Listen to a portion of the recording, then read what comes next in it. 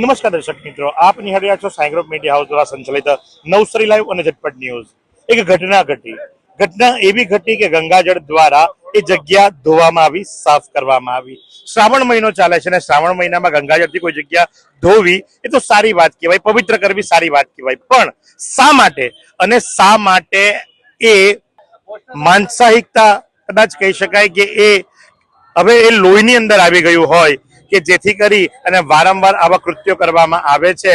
અને શા માટે?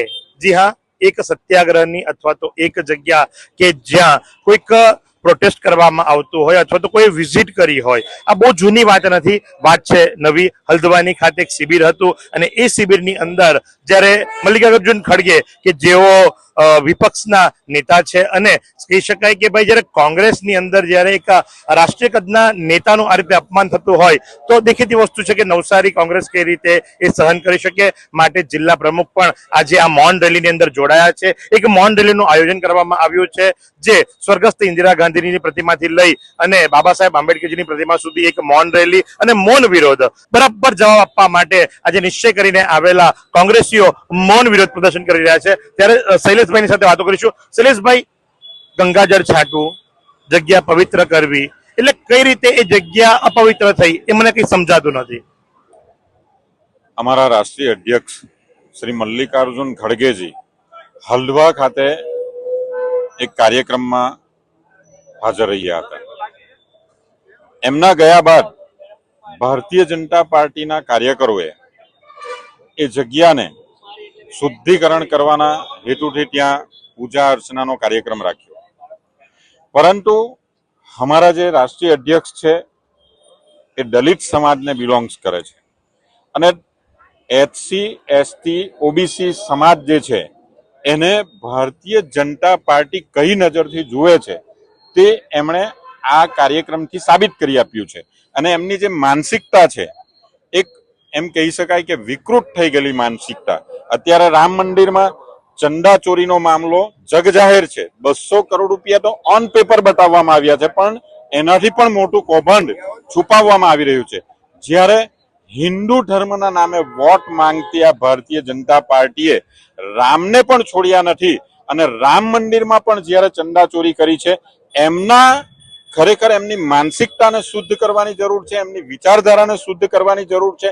અને જે ધર્મના નામે અધર્મની નીતિઓ જે એમણે અપનાવી છે એ ખરેખર યોગ્ય નથી, દેશને ખોટી દિશામાં લઈ જઈ રહ્યા છે। અને ખડગેજી કે જે એક દલિત સમાજને બિલોંગ્સ કરે છે, ત્યારે દલિત સમાજનું તો અપમાન કર્યું જ છે, પણ ભારતીય બંધારણનું પણ અપમાન કરી રહ્યા છે। અને અત્યારે હાલના સંજોગોમાં જે દેશમાં ચાલી રહ્યું છે, યુવાઓનું અપમાન કરી રહ્યા છે, ખેડૂતોનું અપમાન કરી રહ્યા છે અને દેશના બંધારણનું પણ અપમાન કરી રહ્યા છે। ત્યારે ભારતીય જનતા પાર્ટીની આ વિચારધારાને અમે વખોડવા માટે, એમની જે નીતિઓ છે એમને વખોડવા માટે અમે આ મૌન રેલીનું આયોજન કર્યું છે।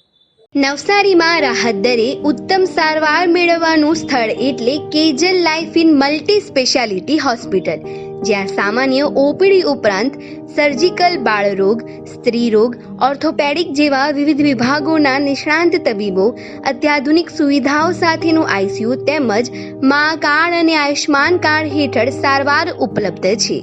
તો આ હોસ્પિટલનું સરનામું નોંધી લો: નેશનલ હાઈવે નંબર 48, સ્વામિનારાયણ મંદિર સામે, કબીલપુર, નવસારી। અને વધુ માહિતી માટે સ્ક્રીન પર દેખાતા નંબર પર સંપર્ક કરો।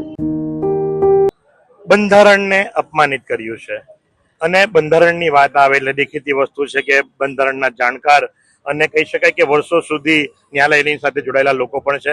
વિરેન્દ્રભાઈ દેસાઈ, આ કઈ રીતેની ઘટના? કારણ કે શુદ્ધિકરણ કરવામાં આવે, એક પર્ટિક્યુલર જે પ્રમાણે અત્યારે શૈલેષભાઈ કીધું કે ભાઈ સમાજને ટાર્ગેટ કર્યો કે શું જણાવશો? શુદ્ધિકરણનો અર્થ શું થાય?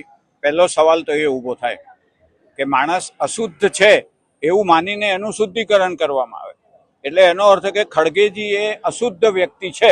ભારતીય જનતા પાર્ટી, આરએસએસ અને જે વીએચપી ના જે થોટ્સ જે છે, વિચારો જે છે એની અંદર અશુદ્ધ છે। એટલે ખડગેજી belongs to the Dalit community, બરાબર?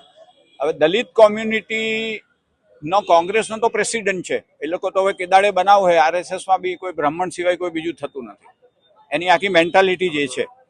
અને જનોઈવાળાને જ એ લોકો પ્રમુખ પદ આપે, આદિવાસી કે હરિજન કે કોઈ દલિતને બનાવતા નથી.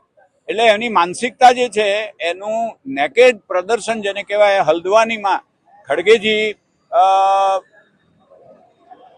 ભાષણ કરતા હતા શિબિરની અંદર કોંગ્રેસ કાર્યકર્તાઓ સમક્ષ ભાષણ કીધું અને પૂરું થયું. ત્યાર પછી એને ગંગાજળ દ્વારા શુદ્ધ કરવામાં આવ્યું. એની માનસિકતા કઈ એ સ્થળને, એ સ્થળ એટલે અશુદ્ધ થયું એવું એ લોકોની મેન્ટાલિટી છે. નવસારીમાં જ્યારે દલિત સમાજની વાત આવતી હોય, એસટી એસસી સેલની વાત આવતી હોય, એક ચહેરો પહેલો દેખાતો હોય ને હંમેશા આવેદનપત્ર આપવાથી માંડી અને તમામ વસ્તુની અંદર પરેશભાઈ આગળ વધતા હોય છે. આ વિશે આપ શું જણાવશો? હલ્દાનીની અંદર કોંગ્રેસ ના કેન્દ્રીય અધ્યક્ષ એવા ખડગે સાહેબનું ભારતીય જનતા પાર્ટીના મનોવાદી જાતિવાદી લોકોએ જે અપમાન કર્યું છે તે અપમાનને સખત શબ્દોમાં કોંગ્રેસ વખોડે છે. અને આ જે માનસિકતા દર્શાવી રહ્યા છે એ ભારતીય જનતા પાર્ટીની નીચતાભરી માનસિકતાને ક્યારેય બંધારણની અંદર સ્વીકાર્ય નથી.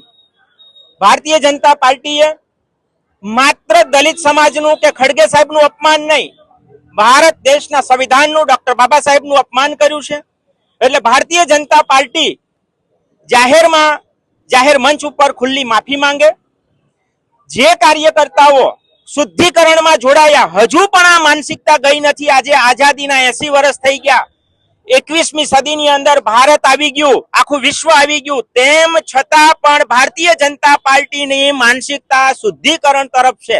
ગંગાજળ અને ગૌમૂત્રમાં અને ગૌ ગોબરની અંદર હજુ પણ આ માનસિકતા પડી છે. માનસિકતા ભારતીય જનતા પાર્ટી ને દૂર કરવા માટે આ દેશની અંદર 2027 કે 2029 ની જે ચૂંટણીઓ આવશે એની અંદર એનો જવાબ માત્ર દલિત સમાજ નહીં, એસસી એસટી ઓબીસી અને જે જાતિવાદ મુક્ત રીતે માનવા વાળા પ્રજા છે, એમાં કોઈ પણ જાતિના લોકો, કોઈ પણ ધર્મના લોકો હોઈ શકે, એ લોકો આનો જવાબ આપશે અને નરેન્દ્ર મોદીની સરકાર પડી ભાંગશે. તો જી હા, નરેન્દ્ર મોદીની સરકાર પડી ભાંગશે હમણાં જણાવી દીધું છે. અને સાથે જ આપ જોઈ શકો છો કે માટે કરી અને આજ રોજ જે ખરા એ ન માત્ર યુવાનો પણ સાથે જ મહિલા કોંગ્રેસ હોય કે યુવા કોંગ્રેસ હોય, સૌ કોઈ ભેગા મળી મૌન રેલીનું આયોજન કરી રહ્યા છે.